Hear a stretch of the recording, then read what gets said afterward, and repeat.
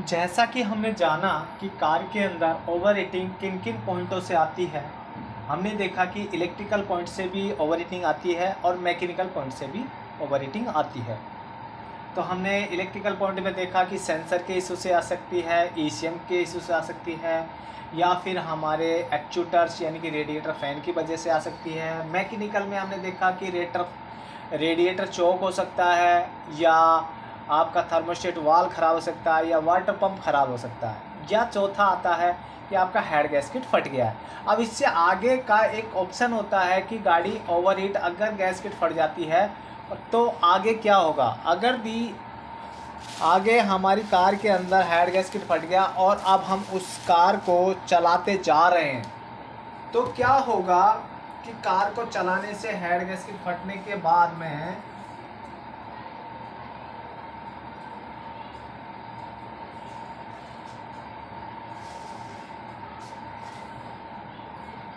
Head gasket अगर फट जाता है और फिर भी हम कार को चलाते हैं तो क्या इफ़ेक्ट पड़ेगा, जो सबसे ज़्यादा कॉस्टली आइटम हो जाता है। तो क्या होगा कि कार के अंदर इंजन सीज मार जाएगा। क्या होगा,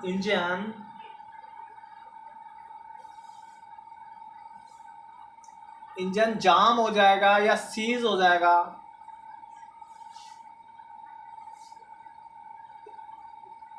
इंजन सीज हो जाएगा हमारा, जिससे आपका इंजन पूरा का पूरा बंद हो जाएगा।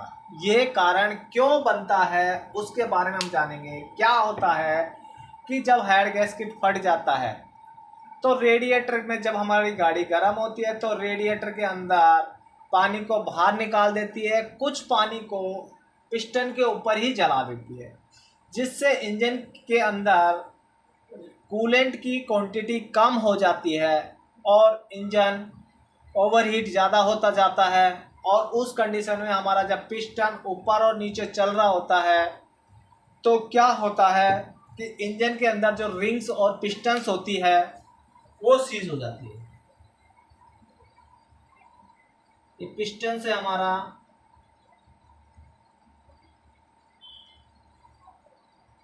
ये क्रैंक है, तो पिस्टन के अंदर जो हमारी रिंग्स लगी हुई है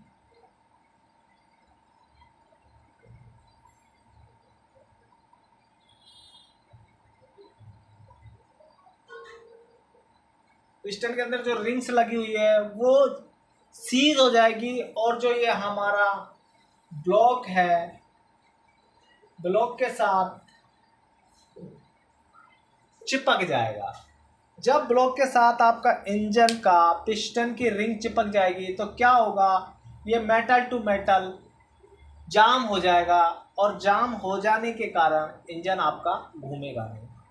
और जब इंजन नहीं घूमेगा तो कार आपकी बंद हो जाएगी, और उस कंडीशन में आपको पूरा इंजन ओवरहाल करना पड़ेगा। क्या करना पड़ेगा, इंजन को फुली ओवरहाल करना पड़ेगा। इंजन को फुली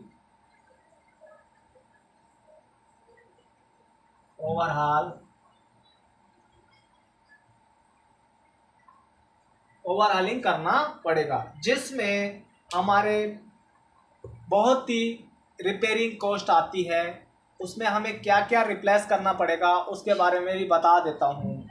आपके अंदर अगर दी इंजन ओवरहीट होने के कारण इंजन जाम हो गया है तो आपको क्या क्या, आपको पिस्टन नया डालना पड़ सकता है, पिस्टन लाइनर डालने पड़ सकते हैं, रिंग डालना पड़ेगा, आपको हेड गैस्केट डालना पड़ेगा। तो वो मैं बता देता हूँ क्या क्या डालना पड़ेगा।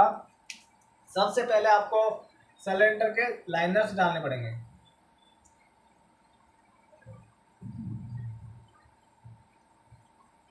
सिलेंडर लाइनर डालने पड़ेंगे, पिस्टन्स डालने पड़ेंगे, पिस्टन रिंग डालनी पड़ेगी,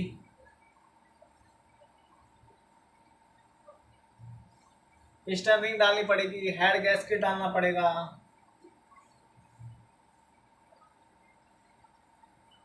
हेड को फेस कराना पड़ेगा,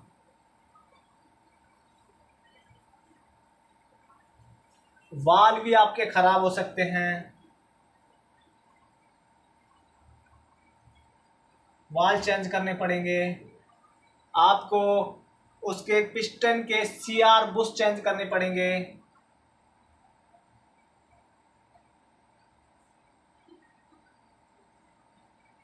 आपको मैन बिगन के भी बुश भी चेंज करने पड़ सकते हैं। अगर और आगे चलता है तो आपकी क्रैंक के बेरिंग भी चेंज करने पड़ सकते हैं।